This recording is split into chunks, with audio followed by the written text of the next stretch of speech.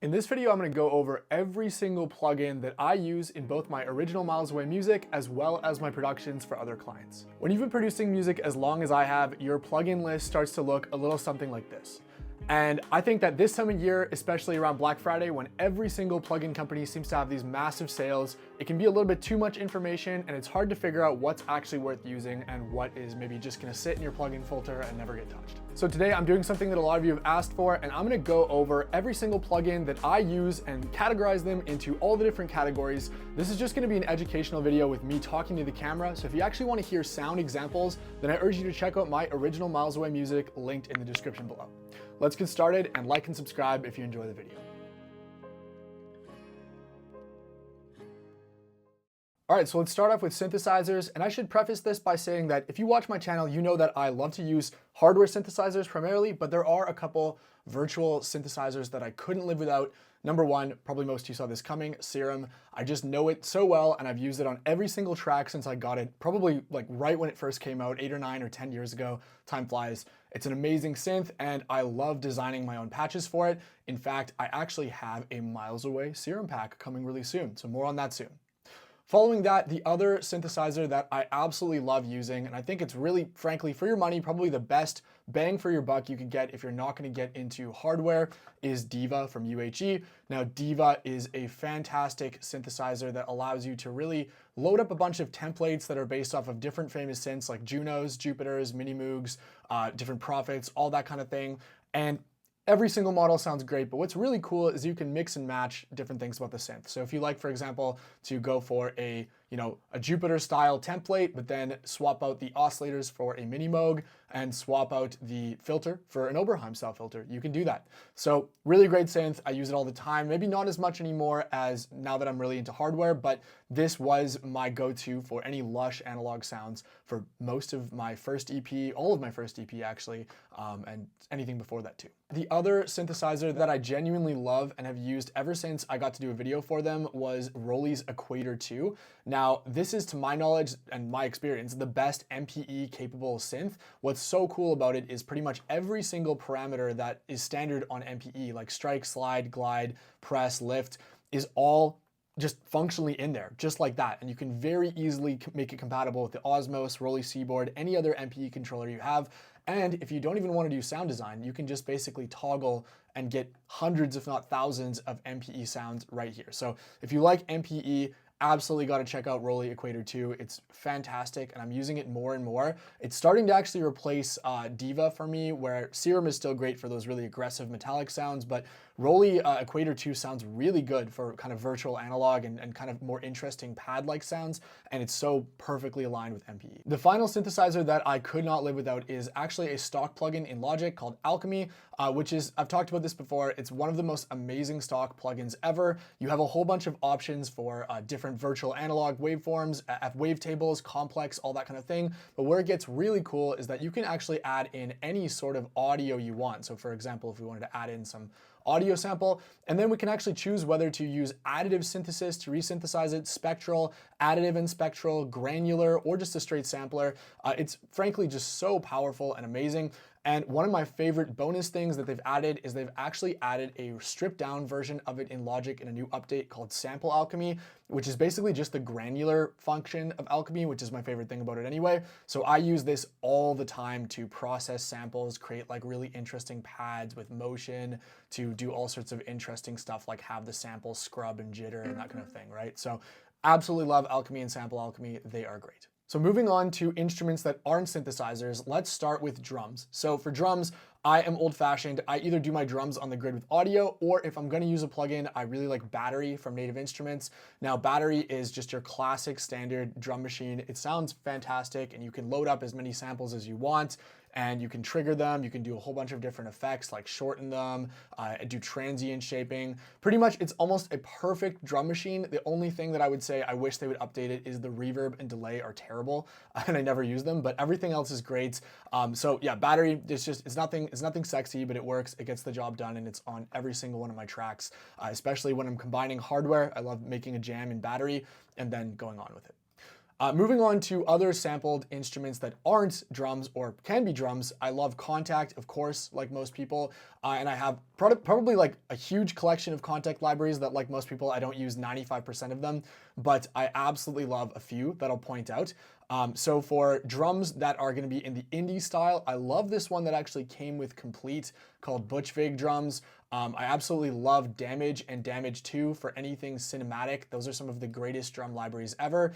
And I really like, I've been really getting into these drum kit samples here. Where are they? From Mixwave. So I have the Avenged Sevenfold Mixwave drum kit, which is excellent, just really, really fantastic metal and alternative rock sounding drum kit. I've been using this a ton on projects. Seriously, one of the best sounding drum kits I've ever heard. And I have, for more kind of like heavier metal, I have Mike Mangini's drum kit from them too. So that's probably all the drums that I'm actively using on top of the sample library that I have. So that's probably a good time to bring that up. I use Alchemy, who makes this? Audio Finder from, I think, Ice Audio to sort all my samples, and that allows me to, for example, if I just want to grab like a kick drum, I can just go and check out my massive folder of kicks, or if I know I really like a specific library, for example, like let's go miles away, let's look at my own samples, then I can find those easily. So Audio Finder, if you don't have a good sample management system already, highly recommend it. I know there's lots of different variations on this idea, but I've used this one for years and it's what I know. A quick fire, I will give a shout out to the 3 sample libraries that I probably use the most, especially on client work, because they're just so consistent. And that would have to be Cashmere samples for electronic dance music. They're, you know, industry standard for a reason. They're fantastic. Cash Money samples for rap and hip hop. Is that one word? I don't know. Yeah, Cash Money, here we go. It's like the industry standard for rap and hip hop production. And then of course, the greatest of all time, in my humble opinion, in terms of sample packs, the Oliver Power Tools sample packs. These are, for the money, the best sounding samples you can get, like full stop. We'll do a short segment here just on Kontakt because I love Kontakt. So some of my favorite Kontakt libraries that I use are going to be Ashlight. This is another granular one. It's a lot more cinematic, and this is kind of like, if I'm gonna actually do granular synthesis myself, I'm gonna go into Alchemy, but the core selection of factory presets in Ashlight and Farlight and Straylight, the 3 from there, they're so beautiful and they make really good atmospheres and pads. So if you like kind of ambient music, definitely look into those. Those are fantastic.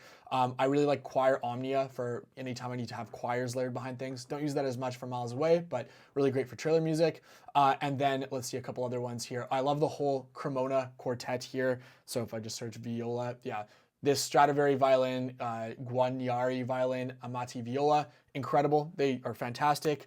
And then also for strings in general, it's not Kontakt, but I really, really love Crow Hill. So both the string murmurations, I use this all the time on both Miles Away and tracks. One of the best sounding string libraries ever, seriously. And then I recently just got their new one, which is the glass strings, which is the same idea, but let's see, I'll wait for it to load, but a much more full-featured version of it with different articulations. For the final orchestral plugins, I'm actually going to bring up my Finder because a lot of these banks I purchased, but they don't load as first-party Kontakt banks. So I really like all the 8DIO stuff for trailer music. It's maybe not the most expressive for actual composition, but it's really loud and bombastic. So I pretty much use 8DIO Century Brass and 8DIO Anthology strings anytime I'm making really aggressive trailer music, as well as 8DIO Neo 2, and then Shreddage 3 Hydra for anytime I want to do those low trailer chugs. Although now that I've got my own 8-string guitar, I'm using that a lot less. Finally, a really good underrated freebie you should check out is Nigel Good Atmospheres. I forget what it's called. Simply Space. There you go. This is a free sample pack, and this is just some of the nicest sounding pre-mixed ambient sounds that you can basically tune. Now, something to keep in mind is that while I'm not highlighting a lot of these Kontakt banks, that doesn't mean I don't ever use them. It's just that I use them once in a while for a specific flavor. I'm really trying to focus on what I actually use all the time on my music. So let's go to pianos. So I really kind of alternate between the Noir from Native Instruments, fantastic sounding for kind of like cinematic, more ambient, more beautiful melodic bass. I love this piano for that. And the Alicia's Keys, which is just my standard for pop. I know a lot of people don't like this piano, but I love it for how bright it is. It's fantastic. And then finally, just a classic, the Una Corda. It's felt piano. It's really, really beautiful. Starting off with the bread and butter stuff, let's talk about compressors. So of course, because I'm in Logic, I use the incredible stock compressor with all its fantastic modes. But as for actually paid compressors, by far my favorite compressor ever is the UADX Empirical Labs Distressor. I use this thing on literally every single track. It's just so versatile. My favorite mode to use it in is either 6:1 ratio or 10:1 with a slow attack and fast release, maybe some parallel on the mix, a little bit of distortion or distortion 3. And chances are, if you have a job that you want a compressor to do, this compressor can do it and sounds great doing it. Some other compressors I really like are also from UAD. I love the 1176 Rev E model from UAD. This is my go-to vocal compressor. And again, I really like to have a slower attack and a faster release. It's backwards on the 1176, don't worry about it. But this is a great sounding vocal compressor. Similarly, if I'm recording a female vocalist, I really like the LA2A compressor. The silver model is a little bit nicer in my opinion sounding. So I've been using this one a ton for the last few years on vocals. And then finally, I've been really into recently the Plugin Alliance Distressor as well. It's called the KIIV XT Comp. I know Plugin Alliance does a lot of sales around this time of year, but this is possibly even nicer sounding than the UAD Distressor. I don't know, I just love distressors. If you don't own one distressor, definitely look into it because they are truly, probably in my opinion, the greatest compressor ever made. The last compressor that I use, but honestly a lot less now that I've gotten so into the distressor, is of course the classic SSL G-Bus style compression. And this is going to be, one clone of many. The Cytomic glue is another great one. The stock Ableton glue compressor is good too. But honestly, ever since using the distressor, I don't use this one as much. Moving on to EQ and other types of EQ-based effects, I have to give a shout out to Soothe. Soothe 2 is probably my most used plugin ever. I use this on all of my tracks. It's just fantastic for basically doing the same thing that I used to do with stuff like Pro Q3 or different like dynamic EQs, but doing it at a much more like fine and musical level by basically just taming specific resonant frequencies. I love to sweep around the spectrum and check this out and just find what doesn't sound good and soothe it. It's not uncommon for me to have 3 or 4 soothes on a track. Similarly, FabFilter Pro Q3, couldn't live without this. It's expensive, but it's probably the most easy to use, just clear UI compressor. It can do everything from dynamic. And fun fact, I don't use EQ presets usually, but it has the greatest EQ preset ever, the phone filter. Just seriously try this on anything that you want to cut through the mix while also not taking up too much space, and it will make it sound good. Just adjust the high and low bands to taste. The last EQs that I want to give a shout out to are the Logic Stock Vintage Graph EQ. It's a fantastic EQ plugin. It's got some great built-in drive. I really like this one for boosting. I don't do as much cutting with it, but it's a fantastically musical EQ. Really easy to use, light on CPU. If you use Logic, definitely check it out. And then possibly the nicest sounding EQ plugin ever, the Mag EQ, where is this? Oh God, I gotta clean up my list. Mag EQ 4. So anytime you want to boost high end on something, specifically vocals, I'm gonna reach for the air gain on this Mag EQ4. I don't use it as much for anything else, but there's just something that it does that just works for getting things to mix in for the air band and the high end. So let's move on here to distortion. So distortion and saturation are something I really love a lot, and by far my favorite plugin is the Soundtoys Decapitator. I don't know if this is on sale, it goes on sale often, but again, another one that's maybe not the cheapest plugin ever, but this is probably the last distortion plugin you'll ever need. It's got a whole bunch of different models. I love A, E, and N, kind of standard, bright, and round, and warm. Really, really fantastic plugin. If I'm not using Decapitator, then chances are I'm probably using a tape saturation plugin, so I'll go through some of my favorites there. So the UAD Studer Tape A800 is easily my favorite tape distortion, tape saturation plugin ever. Frankly, it's just so versatile. The different IPS settings from really bright and modern all the way to quite warm and vintage. This sounds good on anything from being on a master to being subtly on pretty much every track, and even one of the presets is even just kind of like an immediate fix for almost any situation that you want things to cut in more. I really like this Hi-Fi Shine preset, and this makes it onto almost any vocal I ever record. So great tape saturator.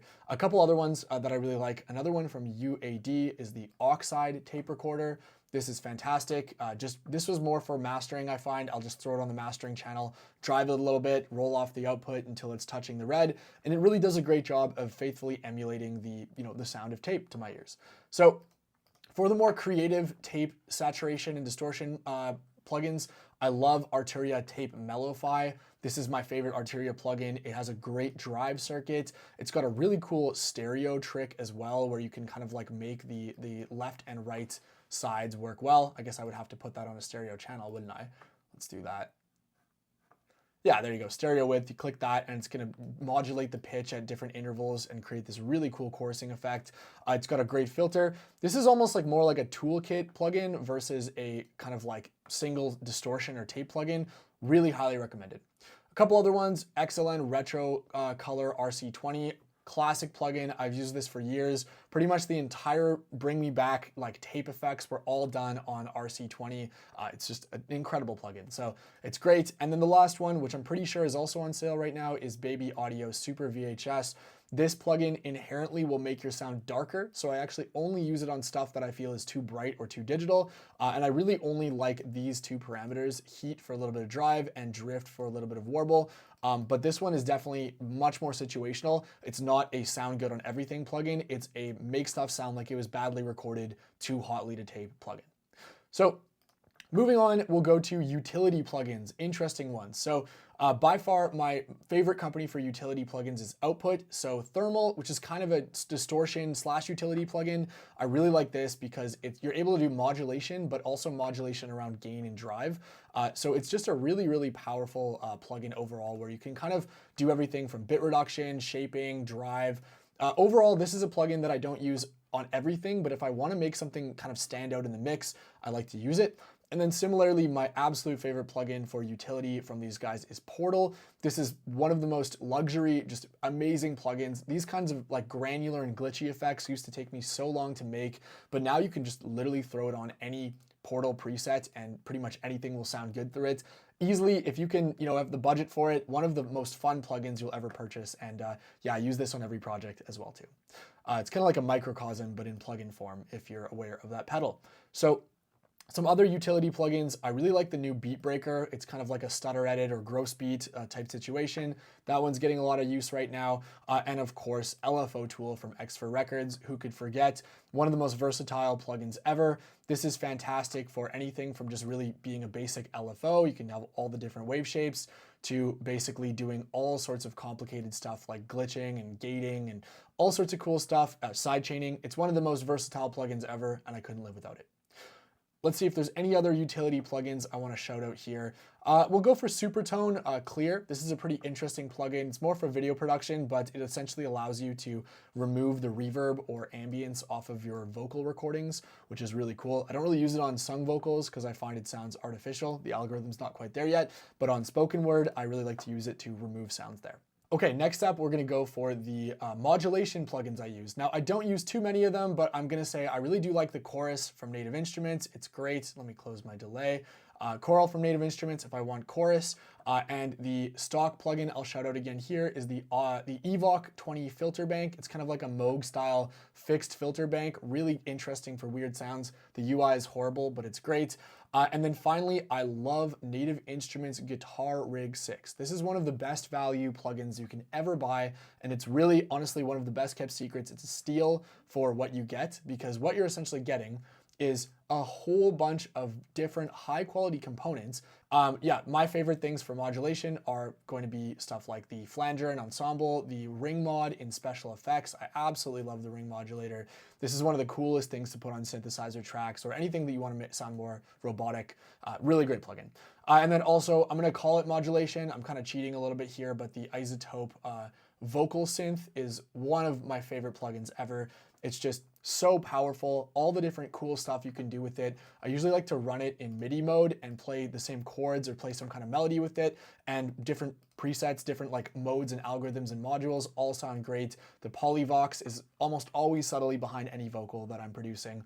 This is a great plugin. You guys should check it out. Speaking of vocals, let's move on quickly to just the standard vocal plugins that I use. We'll just go through these super quick, but I love the Vocaline series from Synchro Arts. It's just a really big time-saving plugin. Look it up if you want to learn more about processing vocals. And then, of course, the greatest vocal plugin ever, Melodyne from Celemony Audio. I love this not only for producing vocals, but also just for doing interesting stuff with audio and repitching it, changing the formants. It's really powerful. The little altar boy from Sound Toys is one of the most powerful vocal processing plugins ever, and pretty much is like the sound of all that deep house, like Medusa style stuff that you hear on the radio now with the formant shift effect. And then of course, who could forget the OG, the Antares Auto-Tune, one of the most classic vocal plugins ever. So, I mean, Auto-Tune, hate it or love it, it's on every single track you hear, and the official one from Antares is what I use, but there's plenty of good ones that are from other companies. Moving on to reverb and delay. So probably my favorite type of effect ever. So reverb and delay, I love the Big Sky and the El Capistan from Strymon, of course. So these plugins, I know they are expensive, but if you think about what you're getting, because these are some of the most popular reverb and delay pedals ever, you are getting essentially the same quality as a pedal that has been used on everything from major label recordings to famous film scores. This is on every single one of my records, and you're getting to use it unlimited times because you have it on your computer. So if you can afford the price and you don't mind paying for it, the Cloud algorithm alone, in my opinion, is worth it. And the El Capistan just sounds stupendous. I was so happy when they announced that they were making this into a plugin. If you want my more budget options, I absolutely love the Valhalla series of reverb, like everybody does. The Valhalla Vintage Room in particular, Vintage Verb, sorry, is my favorite reverb other than the Big Sky. And they could frankly charge double for what they charge for this, and it would still be great.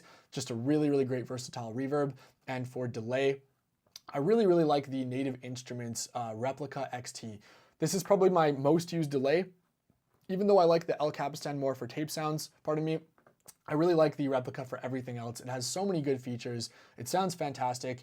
And yeah, just overall, it's a great, great plugin if you like delay. Now, I'm sure I've missed a couple of niche categories that I'll probably have to answer in the comments. So if you have questions, let me know. But let's wrap things up with mastering plugins. So mastering plugins, now controversially, OTT, love it or hate it. I do like to put a little bit of OTT on the master, genre dependent if I'm producing dance music, just because that is what people are used to hearing, that really bright process sound. Of course, I've got to give a shout out to like Isotope Ozone. This is just a classic all-in-one mastering solution. And while I don't use it that much anymore, I really like a couple of the modules on here. Like I quite like their dynamic multi-band compressor. And I find that the multi-band compressor on Ozone is one of the easiest ones to use and just sounds great always.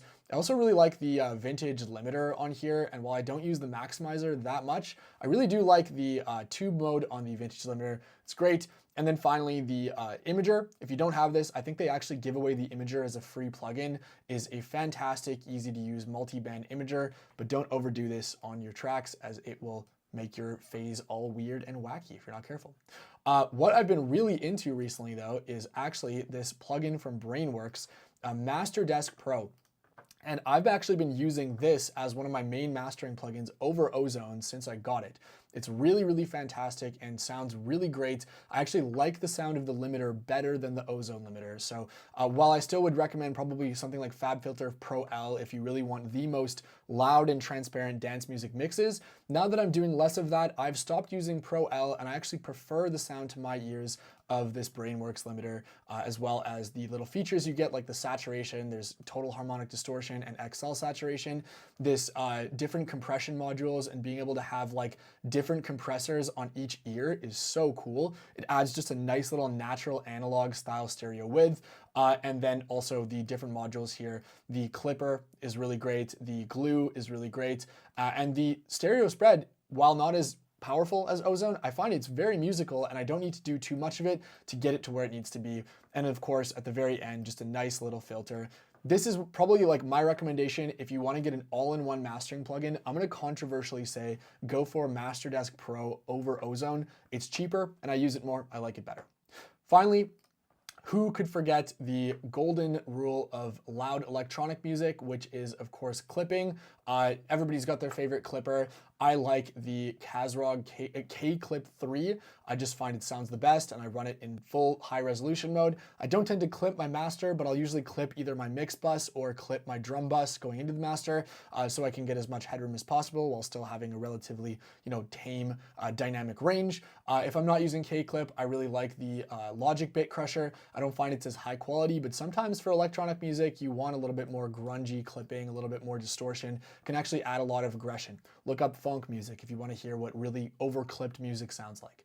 And then finally, let's wrap things up with the metering that I use, and it's going to be no surprise to anybody. Voxenjo Span, it's a free plugin. Go check it out, go download it. I use this on every single project in the low frequency inspection mode in conjunction with the Logic multimeter. And this is how I make sure that my tracks are hitting at the right LUFS, hitting at the right amount of bass and frequency range. And yeah, that's pretty much everything. I'm sure I missed something, but let's wrap it up there. All right, well, that is truly every single plugin that makes it into my regular basis workflow for making my music, both for myself and for my clients. And if I didn't mention one of your favorite plugins, let me know in the comment which one it is. I'm curious, I'm always down to check out new instruments and effects. One final thing to end on, don't fall into the trap of thinking that if you see a plugin on this list that you need it because it'll instantly make your music better. That's a trap that I've fallen into, that everyone falls into at least once or twice. And at the end of the day, it really is about the skill of the person using it and how much time you take to learn your tools rather than just buying a new tool. Thank you so much for watching. I've been Miles Away. If you like this video, please like and subscribe, and I will see you in the next one.